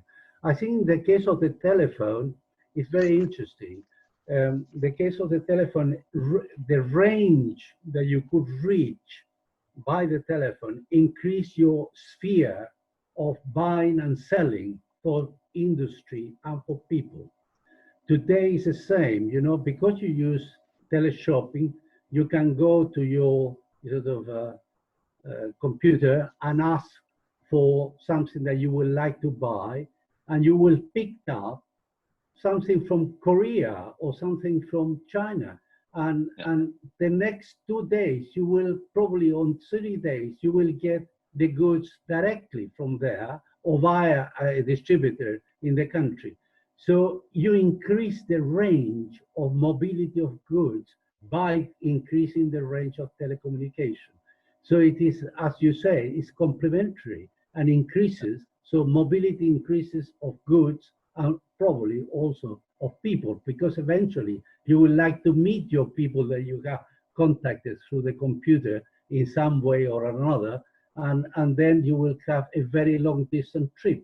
So I think the evidence shows that the telecommunication, while substitutes certain type of travel, also generate other new travel because of this possibility. Yeah, absolutely. So, Michael, so want to come back? And you're muted, Michael. And you're very diligent in muting. Now, yeah, go. I would like to come back to a point which I made earlier, and that is the time scale of your modeling.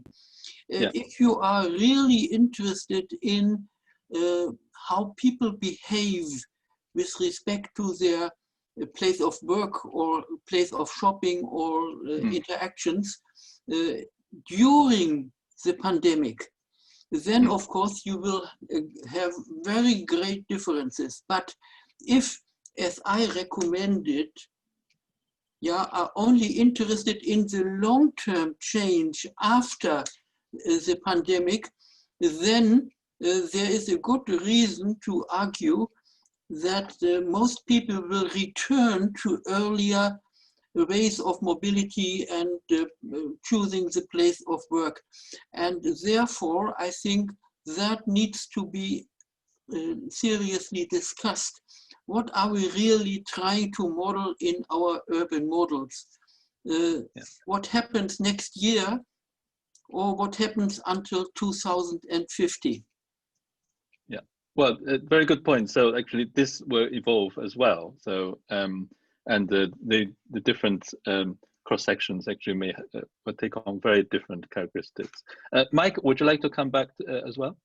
Yes, I think that, I mean, I take Michael's points about the short term and the long term. There's no question about that. But if we do really look at the long term, then my view is that we are going through, you know, a period in human history where there really are a very radical change from the past. That and it began in the Industrial Revolution, if not before. And it began with the development of mechanical technologies, then electrical, and now digital in that sense. And the digital revolution shows no sign of stopping. Who would have imagined that, you know, if you're in the year 2003, and we knew about SARS and this kind of thing, who would imagine that in 2020 we'd all be sort of, you know, using this sort of Zoom system. We'd all have smartphones. We'd be sitting here with laptops, desktops, smartphones, getting information from all over the place. And there are applications coming out of your ears, basically, so you can actually move around and do things. That's a very profound change, in my view. And it was never anticipated. Well, it was always anticipated in theory, because once the computer was developed, of course, people like Turing and so on, you know, Shannon, von Neumann, they all said, oh, this is a universal machine. You can use it for everything. But we never really imagined that it would become so universal that it was embedded in everything around us and eventually be embedded in ourselves. And that, you know, the next 100 years, this could make a profound impact on cities in some sense, that we've not really begun to look at this in any sense, that our models, Martial's right and Michael's right, that we should very much think about our theories and our models as containing information and information movement and the internet and so on. But it's much broader than that in some sense, because these technologies are extremely difficult to embed in our models as such, very difficult to observe movement and flow of information and so on. But it's nevertheless essential, and the impact is highly individual. So to me, that could change our cities dramatically. Now, if you ask me, how is it going to change them? I just don't know. It's, you know, I have no idea what it's going to be like in 50 years' time in that sense. And people say, oh, well, if you look back 50 years ago and 50 years before that, I mean, things are not that different in some sense, but they're pretty different. And I think they might be dramatically different because of information technologies around us in that sense. Mike, I think this is a serious thought, but my point is that we would concentrate not on what changes, but what is stable. Okay, good point. Because we are getting very close to the timeline, so what I'd like to do is actually to expand this perhaps in the second part of the informal chat, where everybody actually could come up onto the screen, and then we could actually expand on this one. And there's more time. Just before we finish, what I'd like to do is to cover briefly a question from Runak Basu, who asked, all three speakers have been talking about rational theories and rational choices, but would this apply to people living in informal settlements in the kind of a hand-to-mouth condition? And are there other alternative theories that might be relevant in this kind of modeling? So this is a question about the thinking modes of a fast and slow, the kind of analysis. If you could give us some quick answers, and again, this is a question that is worth expanding. I'm not sure whether Runak is able to join us in the first session. Can I? Yeah, and Martial.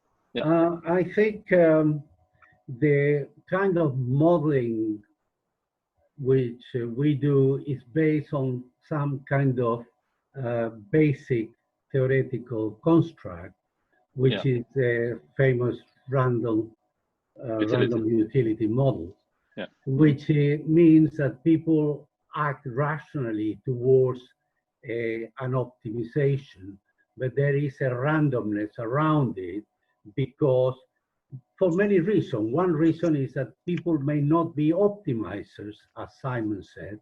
They are sort of satisfiers. So not everybody reached the optimum. It could be that there is some subjective view of the world, which we as a data collector, we missed, or we have the wrong model. So there are many things why this randomness occurs. And even people can act randomly just because of fun. So there is a number of elements there which is not a pure optimization model, but it has some kind of randomness around it. And this is as good as anything for people living in shantytown as living in in normal housing. I have used these models for both, for shantytown as well as the thing that the constraints that apply to the people in shantytown are different, but these are all modelable. You can model them. You know, the constraints are income, what kind of income they get, which then they cannot access the kind of market of housing which other people are. So the income, it acts as a constraint. also act as constraint, the kind of informal or formal planning law, because it's interesting. Most of the shanty town appear in places where there is no private ownership. You know, tend to be either public spaces, retail, remaining spaces. For example, my thesis in PhD in Barcelona in the 1960s, the shanty towns emerged in an abandoned stadium. So you could see the shanty towns in between the structure of the stadium. Now that stadium has been recouped and it was used for the 1992 Olympics, very famous stadium now. But you see, any place that is possible to acquire or to get in by shantytown, they do that. Even underneath motorways, flyover, like in Caracas, you see a lot of towns, shantytown emerging in places. And this is to do with constraints, because there are no constraints there, while in another place there are constraints. So there are elements that you can model very well and still represent in a sensible way what's going on in the world. So I wouldn't be so reluctant not to use this kind of models. Right. Okay. So then, well, at the moment, maybe in the second part, if Renaud could actually join us and actually could get back to Martial on this point.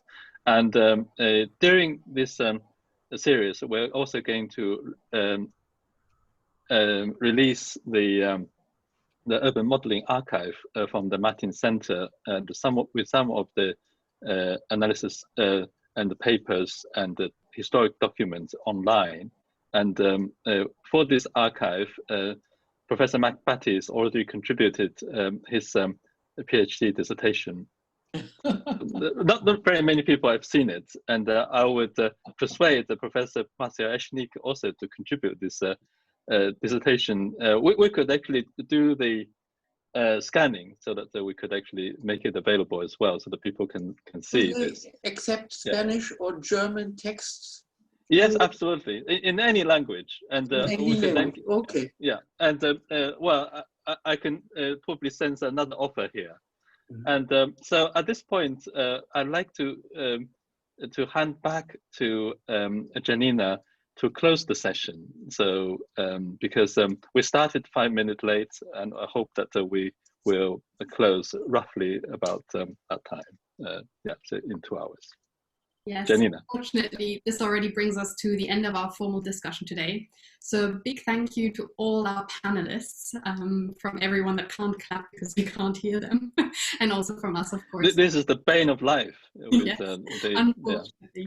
Yeah. So now there's the opportunity for everyone who wants to continue the conversation, as Ing mentioned, to join us in an after session.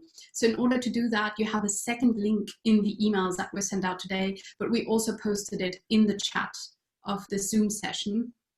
And just an announcement for the future, our next event in the series will take place in exactly 1 week, so on Thursday at the same time.